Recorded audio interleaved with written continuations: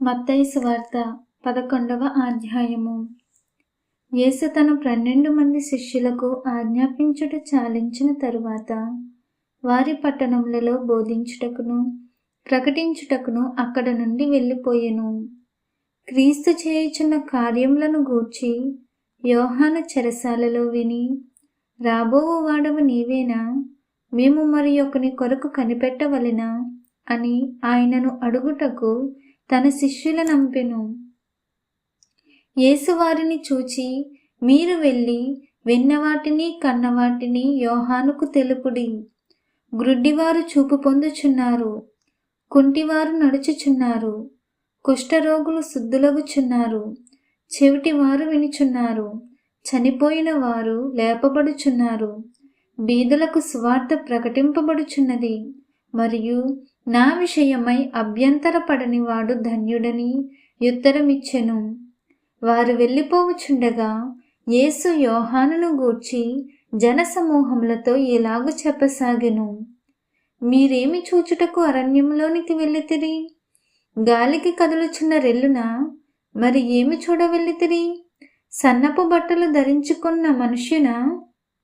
ఇదిగో, సన్నపు బట్టలు ధరించుకొనువారు రాజగృహములలో నుందురు గదా. మరి ఏమి చూడవెళ్ళితిరి? ప్రవక్తన?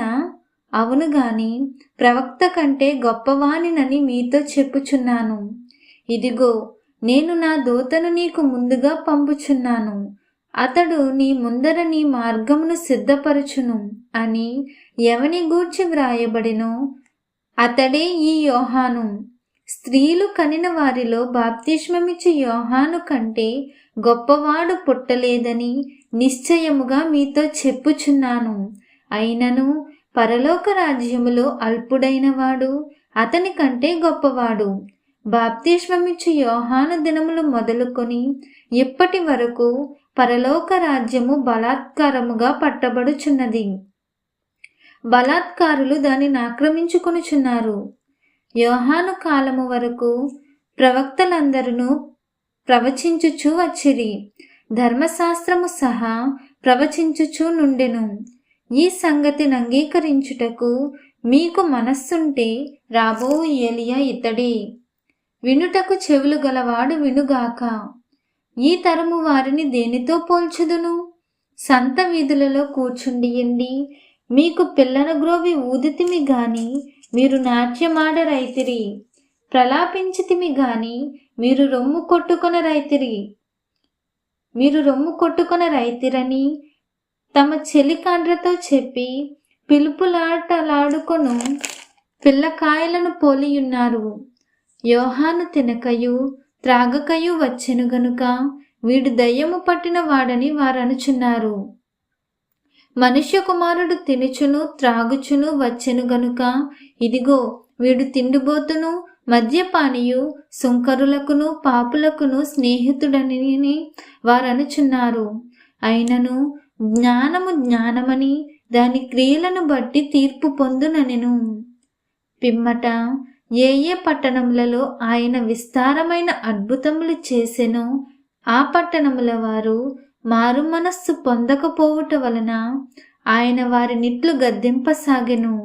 అయ్యో కొరాజీనా, అయ్యో బేత్సయిదా, మీ మధ్యను చేయబడిన అద్భుతములు తూరు సీదోను పట్టణములలో చేయబడిన ఎడల ఆ పట్టణముల వారు పూర్వమే గోనెపట్ట కట్టుకొని బూడిద వేసుకొని మారు మనస్సు పొందియుందురు. విమర్శ దినమందు మీ గతి కంటే తూరు సీదోను పట్టణముల వారి గతి వార్వ తగినదయుండునని మీతో చెప్పుచున్నాను. కపెర్నహూమా, ఆకాశము మట్టునకు హెచ్చింపబడిదవా? నీవు పాతాళము వరకు దిగిపోయేదవు. నీలో చేయబడిన అద్భుతములు సొదొమలో చేయబడిన ఎడల అది నేటి వరకు నిలిచియుండును. విమర్శ దినమందు నీ గతి కంటే సొదొమ దేశపు వారి గతి వార్వ తగినదయుండునని మీతో చెప్పుచున్నానెను. ఆ సమయమున యేసు చెప్పినదేమనగా, తండ్రి, ఆకాశమునకును భూమికిని ప్రభువా, నీవు జ్ఞానులకును వివేకులకును ఈ సంగతులను మరుగు చేసి పసిబాలురకు బయలుపరిచున్నావని నిన్ను స్తుతించుచున్నాను. అవును తండ్రి, ఈలాగు చేయుట నీ దృష్టికి అనుకూలమాయెను. సమస్తమును నా తండ్రి చేత నాకప్పగింపబడి ఉన్నది. తండ్రిగాక ఎవడును కుమారుని ఎరుగడు, కుమారుడుగాకను కుమారుడెవనికి ఆయనను బయలుపరచునుద్దేశించునో వాడుగాకను మరి ఎవడును తండ్రిని ఎరుగడు.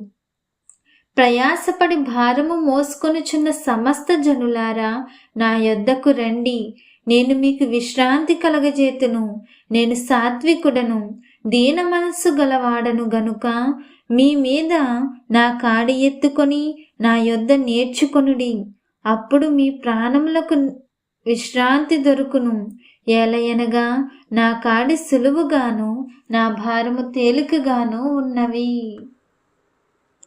దేవుడు ఈ పరిశుద్ధ వాక్యము మన వినికినిలో దీవించును గాక. ఆమేన్.